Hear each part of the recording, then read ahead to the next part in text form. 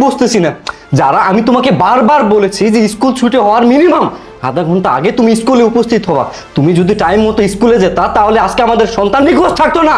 এই থামো, আমাকে এভাবে উত্তেজিত হয়ে কথা বলবা না। তোমাকে কতবার বলা লাগবে যে আমাকে ধমকের সুরে কথা বলবা না? আর আমি তোমার ছেলেকে কি দেখে রাখবো? ছেলেটা আমার নাকি তোমার? এই ছেলে তো আমার না, তোমার ছেলে। আর দেখে রাখার দায়িত্বটা তোমার ছিল, তুমি কেন দেখে রাখোনি? যারা তুমি এসব কি বলতেছো? আমি কিভাবে আমাদের সন্তানকে নিয়ে আসবো? আমি তো সবসময় ব্যস্ত থাকি অফিসে, তাই না? আমি তো আর বসে বসে খাই না।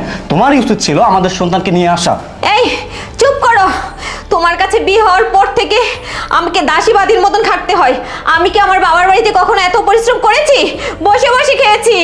আর তোমার কাছে বিয়ে হওয়ার পর থেকে ভোর 5টায় উঠে আমার এত এত কাজ করতে হয়।